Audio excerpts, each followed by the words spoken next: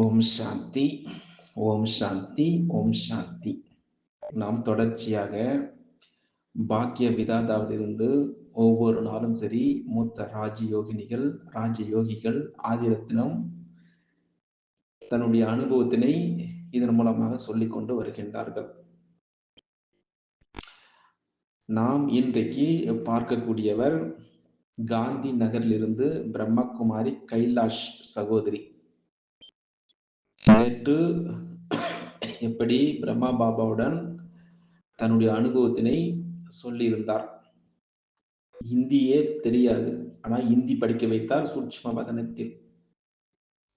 இப்படியாக 25 வயதிற்குள்ள அவர் இறந்து விடுவார் அப்படின்னு சொன்னார்கள். ஆனா பாபா அவரை எவ்வளவு நாட்கள் வாழ வைத்தார் அப்படின்னு நேற்று நாம் பார்த்தோம். கைலாஷ் சகோதரி, காந்தி நகர், குஜராத்ல இருந்து. இன்றைக்கு எப்படி மம்மாவுடன் அவருக்கு அனுபவம் ஏற்பட்டது அப்படின்னு நாம் இன்றைக்கு பார்க்கலாம். இது 1959 ஆண்டினுடைய விஷயம் அப்படின்னு சொல்கின்றார்.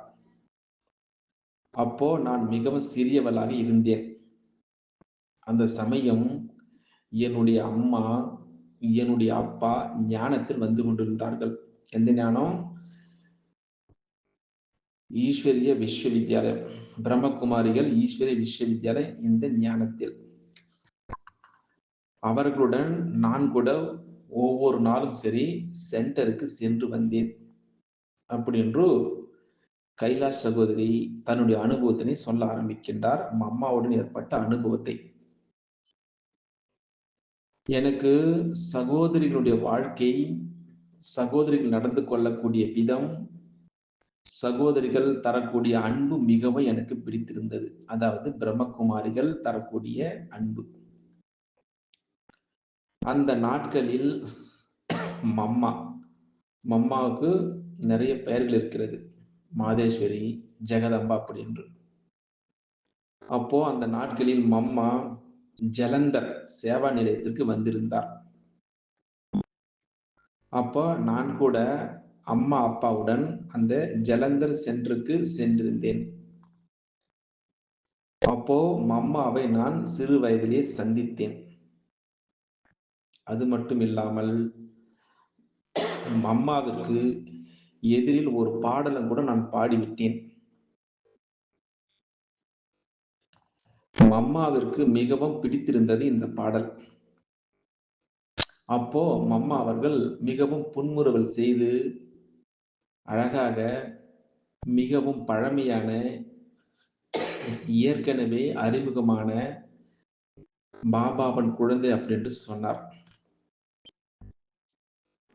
யக்னத்தில் இருந்து சென்றது மீண்டும் யக்னத்திற்குள்ள வந்து விட்டது அப்படின்ட்டு மம்மா அவர்கள் என்னிடம் சொன்னார்.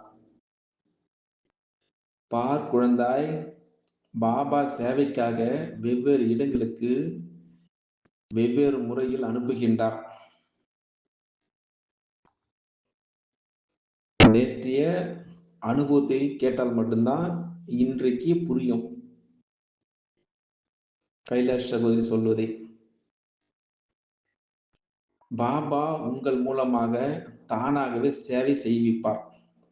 அதற்கு நீ முயற்சி செய்ய வேண்டியதில்லை.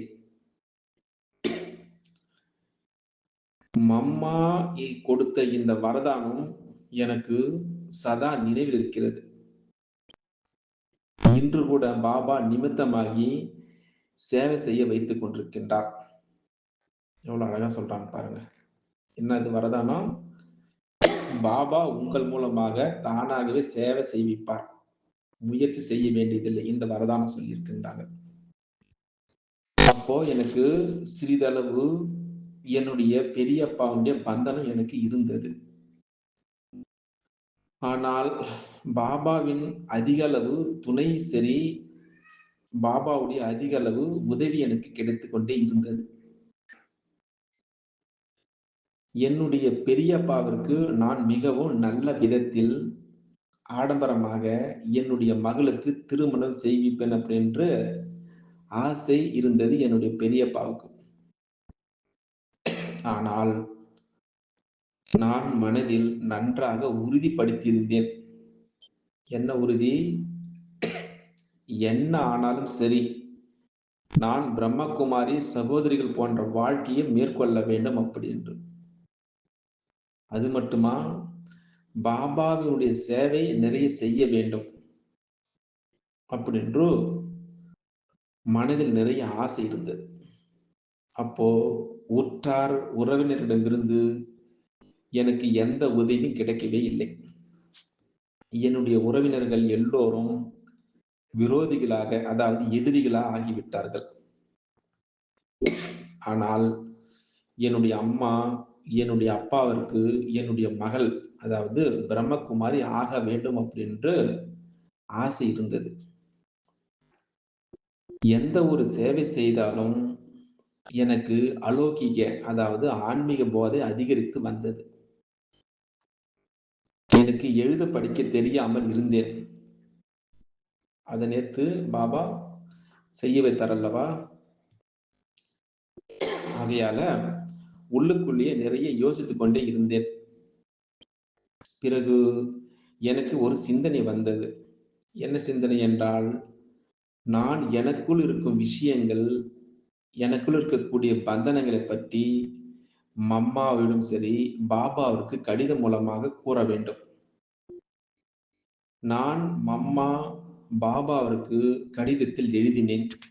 அப்படி என்று பிரம்மகுமாரி அவர்கள் கைலாஷ் சகோதரி தன்னுடைய அனுபவத்தினை மம்மாவோடு ஏற்பட்ட அதை முழுமையாக சொல்லிக் கொண்டிருக்கின்றார்.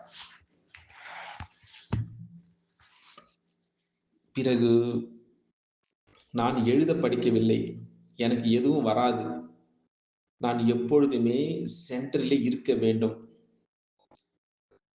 அப்போ நான் என்ன செய்வது? இது போல் நிறைய கேள்வி இருந்தது. எந்த விஷயத்தில் நான் கவனம் வைப்பது? இப்படியாக போய்கொண்டிருக்கக்கூடிய வேலையில சிறிது நாட்களுக்கு பிறகு மம்மாவுடைய கடிதம் எனக்கு வந்தது. மம்மா மிகவும் அன்பு நிறைந்த கடிதத்தை எழுதியிருந்தார். இவ்வளவு அழகா சொல்றாங்க பாருங்க. மிகவும் இனிமையான, மிகவும் நன்றாக வாழ்க்கையில் கவனம் வைக்கும் விதவிதமான விஷயங்கள் மம்மா எழுதப்பட்டு எனக்கு கடிதத்தில் அனுப்பியிருந்தார். நான் ஒரு சகோதரியை அழைத்து முழு கடிதத்தையும் படிக்க சொல்லி அதை கேட்டேன். இவருக்கு படிக்க எழுத தெரியாது. ஆனா வேறொரு மூலமாக கடிதத்தை எழுதி மம்மாவிற்கு, பாபாவிற்கு அனுப்பி அதை திரும்பவும் அவருக்கு ரிப்ளை செய்த அந்த கடிதத்தை மற்றொரு மூலமாக படிக்க வைத்திருக்கின்றார். இவ்வளவு அழகா பாருங்கள். பிறகு முதலில் மம்மா எழுதியிருந்தார்கள், குழந்தாய், எப்பொழுது நீ உன்னுடைய வீட்டிலிருந்து பாபாவின் வீட்டிற்கு வந்தாயோ அப்பொழுது நீ நினைவில் வைத்துக் கொள்ள வேண்டிய விஷயம் எது தெரியுமா? இந்த வீடே எனக்கு நிரந்தரமானது. அதாவது பாபாவுடைய வீடு, பாபாவுடைய சென்டர். இந்த வீட்டை தவிர எனக்கு வேறு வீடு இல்லை. மம்மா, பாபா, அது மட்டும் இல்லாமல் தெய்வீக குடும்பத்தை தவிர எனக்கு வேறு எந்த குடும்பமும் இல்லை. அப்படி என்று மம்மா கடிதத்தில் எழுதியிருந்தார். மற்றொன்று கடிதத்தில் பாபா இப்படி எழுதியிருந்தார், இது நினைவில் இருக்க வேண்டும். அதாவது நான் உயிருடன் வந்திருந்தேன், இப்பொழுது பாபா வீட்டிலிருந்து இறந்து, அதாவது பற்றற்று தான் வெளியே செல்வேன். இது 2வது விஷயம் பாபா எழுதியிருந்தார். 3வது விஷயத்தை பற்றி சொல்லப் போகின்றார். குழந்தாய், சேவைக்காக நிறைய இடத்திற்கு செல்ல வேண்டிய வரும். இப்படி போகும்பொழுது ஒரு வீட்டினுடைய விஷயத்தை மற்றொரு வீட்டிற்கு சொல்லக்கூடாது. இங்க இருக்கிற விஷயத்தை அங்க வேற சொல்லக்கூடாது. இந்த விஷயம் நினைவில் வைத்திருக்க வேண்டும். இந்த விஷயங்கள் அனைத்தையும் அமல்படுத்தி பாபா உடையவளாக இறுதி வரை இருப்பேன். எப்படி குமாரிக்கு திருமணம் ஆகிவிடுகிறது என்றால், அவள் தாய் வீட்டை மறந்துவிட்டு மாமியார் வீட்டினுடையவளாக ஆகிவிடுகிறார். அப்பொழுதுதான் பிறரையும் சரி, தன்னையும் மகிழ்ச்சியாக வைத்திருக்க முடிகின்றது. அடிக்கடி தன்னுடைய பிறந்த வீட்டினுடைய விஷயத்தை பற்றி பேசிக் கொண்டிருந்தால் அது நன்றாக இருக்காது. அதுபோலத்தான் எங்கு பாபா அனுப்பினாலும், எப்படி வைத்திருந்தாலும், எப்படிப்பட்ட இடமாக இருந்தாலும், கூட இருப்போர் எப்படி இருக்கலாம்? நான் நல்ல விதமாக அனைவருடன் சேர்ந்து வாழ வேண்டும். அனைவருடன் சுபாவ சம்ஸ்கார ரீதியில் ஒத்து செல்ல வேண்டும். அந்த நாளிலிருந்து இன்றைய நாள் வரை எனக்கு இந்த அறிவுரை சதா நினைவில் இருக்கின்றது. அதன்படி நான் கவனம் வைத்து சென்று கொண்டு இருக்கின்றேன் அப்படி என்று கைலாஷ் சகோதரி காந்தி நகரிலிருந்து மம்மாவுடன் பாபாவுடன் ஏற்பட்ட அனுபவத்தினை நம்மிடம் பகிர்ந்து கொண்டிருக்கின்றார். இது மட்டுமா, பாபா வழிநடத்தி கொண்டிருக்கின்றார். இந்த வார்த்தை ஒன்றும் சாதாரண வார்த்தை கிடையாது. ஆனால் இந்த வார்த்தை எனக்கு இன்று அளவு சரி எனக்கு வரதானமாகி விட்டது. பாபா மம்மாவுடைய வரதானங்களினாலும் அனைத்து ஆத்மாக்குடைய ஆசீர்வாதங்களாலும் இன்று வரை அப்படியே சென்று கொண்டிருக்கிறேன் அப்படின்று அழகாக இவ்வளவு நேரமாக கைலாஷ் சகோதரி அவர்கள் நம்மிடம் மம்மாவுடன் ஏற்பட்ட அனுபவத்தினை, மம்மா கொடுத்த அந்த வரதானங்களை இன்று வரை நான் கடைபிடிக்கிறேன் அப்படின்று இந்த பாக்கிய விதாதம் மூலமாக நாம் தெளிவாக தெரிந்து கொண்டோம். பார்ப்போம் நாளைக்கு இன்னொரு அழகான ஆதிரத்தினங்களை பற்றி நாளைக்கு பார்க்கலாம். அச்சா, ஓம் சாந்தி. ஓம் சாந்தி, ஓம் சாந்தி, ஓம் சாந்தி. நாம் தொடர்ச்சியாக பாக்கிய விதாதாவிலிருந்து ஒவ்வொரு நாளும் சரி மூத்த ராஜயோகிகள் ஆதிரத்தினம் தன்னுடைய அனுபவத்தினை இதன் மூலமாக சொல்லிக் கொண்டு வருகின்றார்கள். நாம் இன்றைக்கு பார்க்கக்கூடியவர் காந்தி நகரிலிருந்து பிரம்மகுமாரி கைலாஷ் சகோதரி. நேற்று எப்படி பிரம்மா பாபாவுடன் தன்னுடைய அனுபவத்தினை சொல்லியிருந்தார். இந்தியே தெரியாது, ஆனா இந்தி படிக்க வைத்தார் சூட்சும வதனத்தில். இப்படியாக 25 வயதிற்குள்ள அவர் இறந்து விடுவார் அப்படின்னு சொன்னார்கள். ஆனா பாபா அவரை எவ்வளவு நாட்கள் வாழ வைத்தார் அப்படின்று நேற்று நாம் பார்த்தோம். கைலாஷ் சகோதரி காந்தி நகர் குஜராத்தில் இருந்து இன்றைக்கு எப்படி மம்மாவுடன் அவருக்கு அனுபவம் ஏற்பட்டது அப்படின்று நாம் இன்றைக்கு பார்க்கலாம். இது 1959 ஆண்டினுடைய விஷயம் அப்படின்று சொல்கின்றார். அப்போ நான் மிகவும் சிறியவளாக இருந்தேன். அந்த சமயம் என்னுடைய அம்மா என்னுடைய அப்பா ஞானத்தில் வந்து கொண்டிருந்தார்கள். எந்த ஞானம்? ஈஸ்வரிய விஸ்வவித்யாலயம், பிரம்மகுமாரிகள் ஈஸ்வரிய விஸ்வவித்யாலயம். இந்த ஞானத்தில்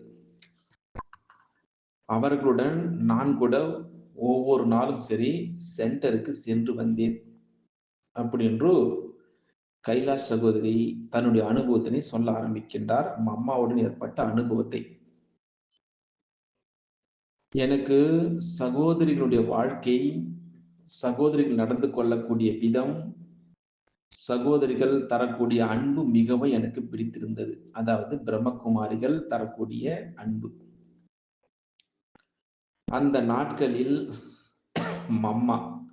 மம்மாவுக்கு நிறைய பெயர்கள் இருக்கிறது. மாதேஸ்வரி, ஜெகதம்பா அப்படி என்று. அப்போ அந்த நாட்களில் மம்மா ஜலந்தர் சேவா நிலையத்திற்கு வந்திருந்தார். அப்போ நான் கூட அம்மா அப்பாவுடன் அந்த ஜலந்தர் சென்டருக்கு சென்றிருந்தேன். அப்போ மம்மாவை நான் சிறு வயதிலே சந்தித்தேன். அது மட்டும் இல்லாமல் அம்மாவிற்கு எதிரில் ஒரு பாடலும் கூட நான் பாடிவிட்டேன். மம்மாவிற்கு மிகவும் பிடித்திருந்தது இந்த பாடல். அப்போ மம்மா அவர்கள் மிகவும் புன்முறுவல் செய்து அழகாக